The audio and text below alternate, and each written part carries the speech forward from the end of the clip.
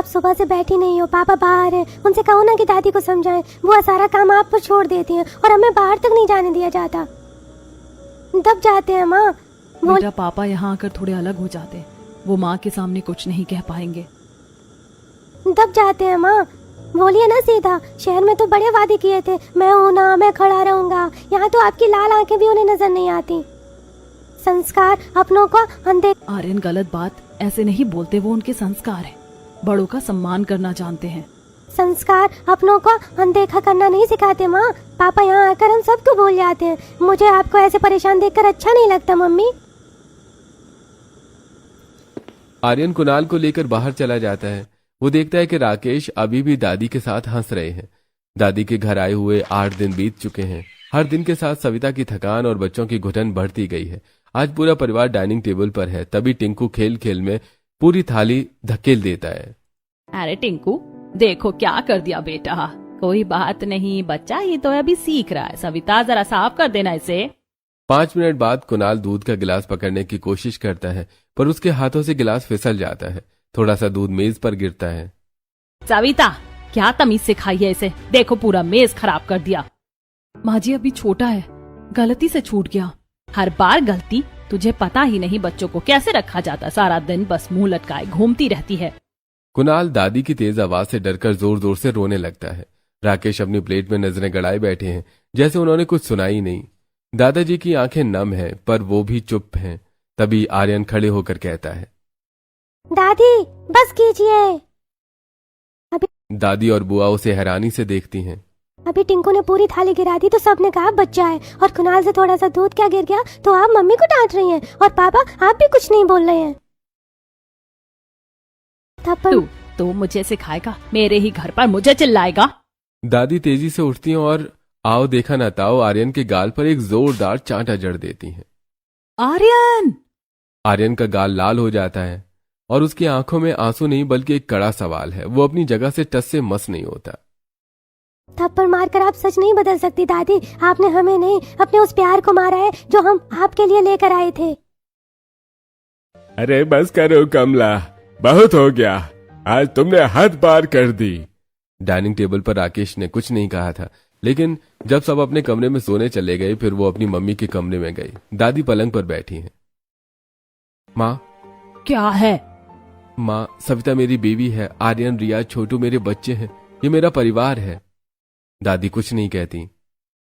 मैंने आपसे कभी कुछ नहीं कहा, आज पहली बार कह रहा हूं। मुझे बहुत बुरा लगा। मेरे बच्चे आपसे डर रहे हैं। हम लोग कल जा रहे हैं। दादी चुप बैठी हैं। राकेश बाहर आ जाते हैं। दरवाजे के पास आर्यन खड़ा था। दोनों की नजरें मिलती हैं। राकेश आर्यन के कंधे पर हाथ रखते हुए कुछ नहीं कहते हैं। आज पापा ने जो कहा वो मैंने पहले कभी नहीं सुना था, कभी नहीं। अगली सुबह राकेश सविता और बच्चों को लेकर उनके नानी के घर जा रहा था। बच्चे और सविता सबसे मिले, आशीर्वाद लिया। ठीक से जाना। पापा आप परेशान मत होइए, मैं जाते टाइम फिर आऊंगा। सभी लोग गाड़ी में बैठ जाते हैं। 2 घंटे की दूरी तय करने के बाद नानी के घर पहुंचते हैं। नानी शकुंतला पहले से ही दरवाजे पर खड़ी हैं। आ गए मेरे बच्चे। छोटू गाड़ी का दरवाजा खुलते ही सीधे नानी के पास चला जाता है। आजा आजा बेटा, कितना बड़ा हो गया है। रिया दौड़ कर आती है। नानी एक हाथ से उसे भी खींच लेती है। अरे मेरा आर्यन कितना लंबा हो गया है, आ बेटा। नानी बच्चों को गले लगा रही हैं। तभी दूर से आवाज आती है, अरे रुको रुको, नाना आ गया। सब पलटते हैं। नाना हरिराम की तरफ से दौड़ते हुए आ रहे हैं। अरे देखो इन्हें, बच्चे हो गए हैं। नाना आते हैं, एक पल भी नहीं रुकते, सीधे कुणाल को उठाते हैं और हवा में उछाल देते हैं। लो, ये है असली छुट्टी। कुणाल और रिया के बाद आर्यन को देखते हैं। अरे ये कौन है? ये तो जवान हो गया। आ भाई गले मिल। आर्यन हंसते हुए गले मिलता है। सविता गाड़ी से उतरती है। नानी उन्हें देखती है, बिना कुछ कहे गले से लगा लेती हैं। आ गई बेटा। दामाद जी चलिए अंदर बेटा। नानी का घर छोटा था पर खुला है। दीवारों पर पुरानी तस्वीरें, आंगन में तुलसी। बाहर की आवाजें सुनकर मौसी रेखा किचन से भागती हुई आती है। अरे दीदी आ गई आप। रिया जल्दी आओ मौसी के पास। मौसी। मौसी की नजर कुणाल पर पड़ती है। और ये कौन है? ये तो इतना बड़ा हो गया। मैं कुणाल। चल मेरे साथ, आज तेरे लिए खास खीर बनाई है। तभी मामा विकास बाहर से आते हैं। राकेश से मिलने के बाद उनकी नजर आर्यन पर पड़ती है। अरे भांजे, आ गया, हाथ मिला। आर्यन हाथ बढ़ाता है। मामा हाथ मिलाने के बजाय उसे एक झटके में कंधे पर उठा लेते हैं। अरे मामा उतारो, मैं 15 साल का हूँ। अरे तो क्या, मेरा भांजा है। पहले बता कितने दिन रहेगा, तेरे बिना खेत सूने थे। सविता ये सब देखती हुई सोचती है। यहाँ आकर सांस आती है, लगता है जिंदगी है। शाम को एक और गाड़ी आती है। मामी प्रिया अपने मायके से आई है। शाम को एक और गाड़ी आती है। मामी प्रिया अपने मायके से आई हैं और साथ में गुड्डी और मोनू। नानी दरवाजे पर जाती हैं। मामी को देखते ही वैसे ही बाएं फैला देती हैं।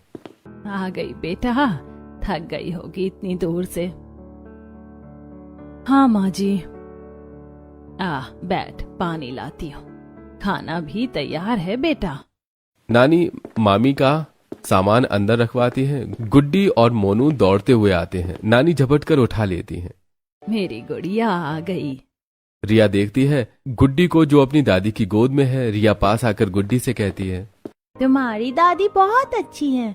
हाँ, मेरी दादी बहुत अच्छी है। दादी हमेशा गले लगाती है और मिठाई देती है।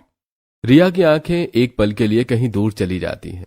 वो डायरी निकालती है। गुड्डी की दादी उसे गले लगाती है, मेरी दादी नहीं लगाती। क्या मेरी दादी अच्छी नहीं है? रात का खाना बन रहा है। नानी और रेखा किचन में हैं। मामी थकी हुई हैं, बाहर बैठी हैं। नानी खुद एक गिलास शरबत लेकर आती हैं। ले बेटा, लंबा सफर था, आराम कर, किचन मैं देख लूंगी। नहीं माँ जी, मैं भी मदद करती हूँ। अरे आज सफर से आई है, आराम कर, कल से कर लेना बेटा काम। प्रिया बैठ जाती है। सविता ये सब देख रही थी। वो अपनी माँ के पास किचन में जाती है। माँ, आप प्रिया का माँ जैसा ख्याल रखती हैं। बेटा, माँ सब बच्चों का एक जैसा ख्याल रखती है। सविता को अपनी सास और ससुराल याद आता है, जहाँ वो एक दिन को भी आए तो उसे सारी जिम्मेदारी दे दी जाती है। रात में सभी ने खाना खाया, फिर बातें करी। अगली दोपहर मामा बच्चों को देखते हैं, घर में बैठे हैं, बोर हो रहे हैं। चलो कहाँ? ट्यूबवेल। सब उछल पड़ते हैं। छोटू, मोनू, गुड्डी, रिया, आर्यन सब मामा के पीछे दौड़ते हैं। खेत में दूर ट्यूबवेल चल रहा है।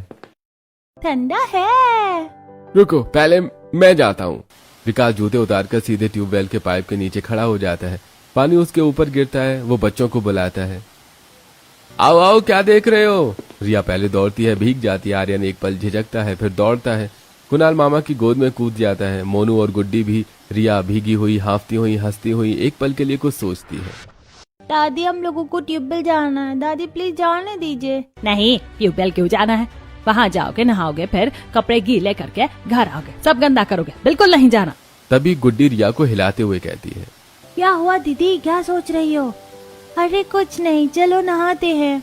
सब बच्चे अपनी मस्ती में लग जाते हैं। अगले दिन शाम को नीम के पेड़ पर माया ने झूला बांधा। मोहल्ले के बच्चे भी खिंचे चले आए। सोनू दौड़ता हुआ मुन्नी माँ का हाथ छुड़ाकर, तू रिया का भाई है ना, शहर से आया है? हाँ। आर्यन और सोनू हाथ मिलाते हैं। रिया झूले पर बैठती है। मुन्नी पीछे धकेलती है। कुणाल और मोनू दोनों एक साथ झूले पर बैठने की जिद करते हैं। दोनों बैठो, झूला बड़ा है।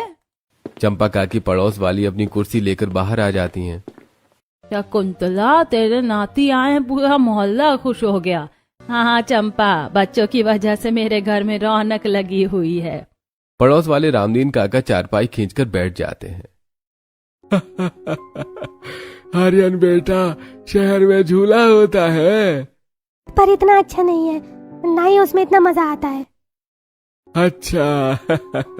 इसलिए शहर के बच्चे गर्मियों की छुट्टियों का इंतजार करते हैं। आर्यन इस पर छुट्टी में पहली बार खुलकर हंसा। रिया झूले पर झूलती है। तभी उसके मन में ख्याल आता है, दादी के घर सब कुछ महंगा था, महंगा सोफा था, एसी था, शोकेस में सजी चीजें थी, पर छू नहीं सकते थे। यहाँ नीम का पेड़ है, रस्सी का झूला और पूरा मोहल्ला साथ है। तीसरे दिन दोपहर में मामा बाजार से एक बड़ा तरबूज लेकर आते हैं। माँ, तरबूज लाया हूँ, कहाँ है बच्चे? ले आओ आंगन में, बच्चों को बुलाती हूँ। सब आंगन में इकट्ठे हो जाते हैं। नानी पुरानी दरी बिछाती हैं। सब जमीन पर बैठ जाते हैं। मामा तरबूज काटते हैं। तरबूजा तरबूजा, लाल लाल तरबूजा। सब हंसते हैं। छोटू तरबूज का टुकड़ा उठाता है, आधा मुंह में आधा बाहर। रस उसकी ठुड्डी से बह रहा है, फिर गले पर, फिर कपड़े पर। अरे देखो इसे, लाल हो गया। रुको रुको, ये तो फोटो वाला मोमेंट है। अरे कुणाल तरबूज खा रहा है या नहा रहा है इसमें? अरे रहने दे राकेश, बचपन ऐसे ही होता है। अरे गंदगी में भी खुशी ढूंढ लेना, यही तो असली मजा है। छोटू और मोनू एक दूसरे के मुंह पर तरबूज लगा देते हैं। सविता पहली बार इस पूरी छुट्टी में खुलकर हंसती है। आर्यन माँ को देखता है। माँ को ऐसे हंसते हुए कितने दिनों बाद देखा। रिया तरबूज खाते खाते सोचती है, दादी के घर तरबूज आया था, रिया ने तरबूज मांगा। बाजार से आया है, महंगा है, ज्यादा मत खाओ। टिंकू को 2 टुकड़े मिले, रिया को 1। रिया यादों से बाहर आती है, आंगन देखती है, सब हंस रहे हैं। नानी कुणाल का मुंह पोंछ रही है। रिया डायरी निकालती है। दादी के घर तरबूज हिसाब से मिलता था, यहाँ पूरा तरबूज सबका है, कोई गिनती नहीं, कोई हिसाब नहीं। नानी के घर के पीछे एक पुराना आम का पेड़ है। पुराना है पर फल बहुत देता है। अगली सुबह नानी खुद बच्चों को लेकर वहां जाती है, हाथ में एक लंबी लाठी। चलो आम तोड़ेंगे। सब दौड़ते हैं, गुड्डी, मोनू, रिया, कुणाल, सब। नानी लाठी से आम तोड़ती हैं। नानी खाएं? अरे इसमें क्या पूछना, खाओ जितना खाना हो, पेड़ पर और भी हैं। सब बैठकर आम चूसने लगते हैं, मुंह पर रस, हाथ चिपचिपे। रेखा आर्यन से कहती है, गुटली फेंकने का कंपटीशन करते हैं। चलो। रिया आम चूसते चूसते एक पल रुकती है। दादी आम खाएं? नहीं, सुबह पेट खराब होता है और सिर्फ एक ही मिलेगा दोपहर में। रिया पेड़ की तरफ देखती है, एक पत्ता तोड़ती है, घर जाकर अपनी डायरी में वो पत्ता रखकर लिखती है। दादी के घर आम पेड़ पर थे, पर हमारे लिए नहीं थे। यहाँ नानी कहती है जितना खाना खाओ। ऐसा क्यों? 5वें दिन मामा ने रात को ऐलान किया था, कल पिकनिक पर चलेंगे। रात भर पराठे, अचार, लड्डू, खीर बनेंगे। सुबह सब निकले। गांव के बाहर एक छोटी सी नदी। मामा और आर्यन पत्थर उछाल रहे हैं। सोनू भी साथ में है। मौसी और रिया किनारे फूल चुन रही हैं। मुन्नी भी। मामी और सविता पास बैठी बातों में डूबी हैं। दीदी, आप बहुत शांत रहती हैं। तुम बहुत हंसती हो। माँ जी ने सिखाया, वो कहती है घर में एक इंसान हंसता रहे तो घर जिंदा दिल रहता है। सविता मुस्कुराती है। नानी पास में बैठी कुणाल को खाना खिला रही हैं। कुछ देर बाद प्रिया विकास के पास चली जाती है। तभी वहां राकेश आता है और सविता से कहता है, यहाँ आकर तुम भी खुश और रिलैक्स लग रही हो। शायद यहाँ कोई जज नहीं करता। तभी सविता के पापा पास आकर बैठते हैं। थक जाती हो ना सब संभालते संभालते? हाँ, यहाँ आकर याद आता है मैं भी किसी की बेटी हूँ। और हमेशा रहोगी। रिया दूर से देखती है और डायरी लिखती है। नानी के घर में सब कुछ नहीं है, पर जो है वो बहुत अच्छा है। पिकनिक के बाद रात में सब थके हुए हैं। बच्चे जल्दी सो गए, पर रिया जाग रही है। नानी आती हैं, चारपाई पर रिया के पास बैठ जाती हैं। बिना कुछ कहे रिया के बाल संवारने लगती हैं। रिया आंखें बंद कर लेती है। नानी धीरे धीरे गुनगुनाती है, चंदा मामा दूर के, हुए पकाए बूर के। नानी और नानी हंसती है, गाती रहती है, फिर झुककर रिया के माथे पर चूम लेती हैं। रिया की आंखें खुलती हैं। नानी आप इतना प्यार कैसे करती हो? क्या मतलब बेटा? दादी तो कभी नहीं करती, कभी गले नहीं लगाती, कभी माथे पर नहीं चूमती। बेटा हर इंसान अलग होता है। दादी का भी प्यार है, बस उनका प्यार दिखाने का तरीका अलग है। और गुड्डी की दादी वो तो अच्छी है, तो मेरी दादी क्यों नहीं? नानी जवाब नहीं देती, बस रिया के बाल सहलाती रहती हैं। कभी कभी लोग प्यार करना भूल जाते हैं, पर याद दिला दो तो याद आ जाता है। याद दिलाना, पर कैसे? रात को जब नानी सो जाती है, रिया डायरी खोलती है, एक पन्ने पर लिखती है। अगले दिन सुबह नानी के घर से वापस जा रहे थे। बच्चे नानी से लिपट कर रो रहे थे। सबकी आंखें नम थीं। अरे चलते हैं, बहुत अच्छा लगा यहाँ। गाड़ी चल पड़ी। हाथ हिलते रहे जब तक नजरें साथ देती रहीं। वापसी में एक रात दादी के घर रुकना था। उसकी डायरी बैग में थी, पर उसमें कल रात लिखा सच अभी बाकी था। पापा, मम्मी ठीक है? आप दोनों और सुमन क्या हाल है? अरे मैं ठीक हूँ बेटा, तुम लोग थक गए होगे ना। जाओ अंदर, पहले कुछ खा लो, फिर आराम कर लो। प्रणाम मम्मी जी, आप ठीक हैं? सब ठीक है। सफर से आए हो, पहले नहा धो लो, कपड़े गंदे हो गए होंगे। रात के 11 बज रहे हैं। नानी के घर से लौटे हुए कुछ घंटे हुए हैं। सब सो गए हैं पर रिया नहीं। वो बिस्तर पर बैठी है, डायरी गोद में लिए कुछ लिखती है, रुकती है, फिर लिखती है, फिर दबे पांव दादी के कमरे में जाती है। कांपते हाथों से लाल डायरी मेज पर रखती है। एक पल दादी का बूढ़ा चेहरा देखती है और चुपचाप लौट जाती है। दादी पढ़ लेना, सब कुछ लिखा है। कुछ देर के बाद दादी की नींद खुलती है। वो पानी के लिए हाथ बढ़ाती हैं तो हाथ डायरी पर पड़ता है। वो चश्मा लगाती हैं और लैंप जलाती हैं। आज हम दादी के घर आए। मैंने सोचा था दादी गले लगाएंगी, पर उन्होंने कहा कपड़े गंदे हो जाएंगे। छोटू की फैली हुई बाहें हवा में ही रह गईं। दादी के चेहरे पर एक शिकन आती है। वो पन्ना पलटती हैं। आज माँ के कंधे कांप रहे थे। दादी ने छोटू का दूध टिंकू को दे दिया। क्या शहर के बच्चों को भूख नहीं लगती? क्या हम मेहमान हैं दादी? दादी, आपका घर बहुत बड़ा है पर हम छोटे बच्चे हैं। हमें गोद चाहिए, बड़ा कमरा नहीं। आम चाहिए, हिसाब नहीं। मुझे पता है आप बुरी नहीं है, बस शायद आप भूल गई हैं कि प्यार कैसे करते हैं। मुझे नानी ने कहा कि प्यार सब करते हैं, पर कभी कभी भूल जाते हैं, तो इन्हें याद दिला देना चाहिए। इसीलिए मैं आपको याद दिला रही हूँ। दादी ने डायरी का एक एक पन्ना पढ़ा और हर पन्ने के साथ एक याद, एक पछतावा। पोते पोती की वो आंखें जिन्हें उन्होंने कभी प्यार से नहीं देखा, बहू के वो कांपते कंधे जिन्हें उन्होंने कभी थामा नहीं। डायरी बंद हुई। दादी उठी, आईने के सामने खड़ी हो गई। देर तक खुद को देखती रही, फिर रो पड़ी। मैं बुरी नहीं थी पर कठोर हो गई थी, बहुत कठोर। मैंने सारी जिंदगी पैसा संभाला, इज्जत संभाली, पर बच्चों को नहीं संभाल पाई। अगली सुबह राकेश और सविता बच्चों के साथ बाहर खड़े हैं। घर की वो चमकती दीवारें सफेद आज भी वैसी ही हैं, पर अंदर का मौसम बदल चुका है। दादी हाथ में रिया की लाल डायरी लिए बाहर आती हैं। उनकी आंखें पूरी रात रोने की वजह से सूजी हुई हैं। माँ, अब हम चलते हैं, अपना ख्याल रखिएगा। दादी कुछ नहीं बोलती। वो सीधे आर्यन के पास जाती हैं। आर्यन ने अपना बैग पकड़ा हुआ है और वो नजरें चुराकर गाड़ी की तरफ देख रहा है। उसे उस चांटे की याद अब भी चुभ रही है। आर्यन बेटा। आर्यन धीरे से मुड़ता है। दादी उसके पास आकर खड़ी हो जाती हैं। आर्यन, उस दिन जो चांटा मैंने तुम्हें मारा, उसका पछतावा मुझे आज तक है।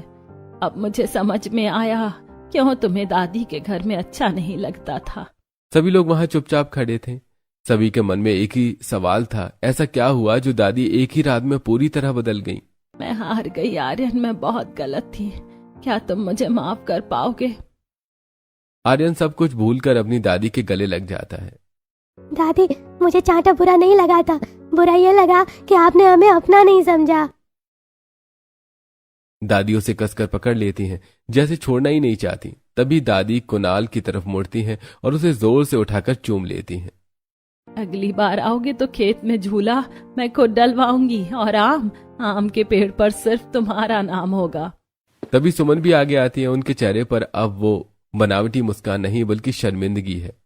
राकेश भैया, सविता भाभी, मुझे भी माफ कर देना। माँ जी के लाड ने मुझे भी अंधा कर दिया था। मैंने सिर्फ अपने बेटे का सोचा, आप सबके बच्चों का नहीं। सविता मुस्कुराकर सुमन का हाथ थाम लेती है। तभी दादी सविता के पास आती है। सविता बेटा, आज तक तुझे सिर्फ बहू समझा, पर तू तो इस घर की नींव है, जिसे मैंने ही कमजोर किया। मुझे माफ कर दे। नहीं माँ जी, ऐसा मत कहिए। दादी आगे बढ़कर सविता को भी गले लगा लेती हैं। राकेश और दादाजी की आंखों में खुशी के आंसू हैं। अरे देर आए कमला, पर दुरुस्त आए। आज ये कोठी घर बन गई, पर ये हुआ कैसे? तभी दादी को याद आया। फिर वो रिया के पास जाती है। रिया बेटा, अगर तूने अपनी डायरी में वो सब ना लिखा होता तो मुझे कभी पता ही नहीं चलता कि मैं कितनी बड़ी गलती कर रही थी। तूने मुझे आईना दिखाया बेटा, तूने मुझे जगा दिया। दादी रिया को जोर से सीने से लगा लेती है। फिर वो उठकर राकेश के पास जाती है। राकेश, अपने इस दबे हुए बेटे को देखते देखते मैं भूल गई थी कि तू एक बाप भी है। मुझे माफ कर दे बेटा। राकेश अपनी माँ के गले लग जाता है। नहीं माँ, आज आप मिल गई तो सब कुछ मिल गया। गाड़ी धीरे धीरे आगे बढ़ती है। बच्चे खिड़की से हाथ हिला रहे हैं। दादी, दादा और बुआ तब तक गेट पर खड़े हाथ हिलाते रहते हैं जब तक गाड़ी धूल में ओझल नहीं हो जाती।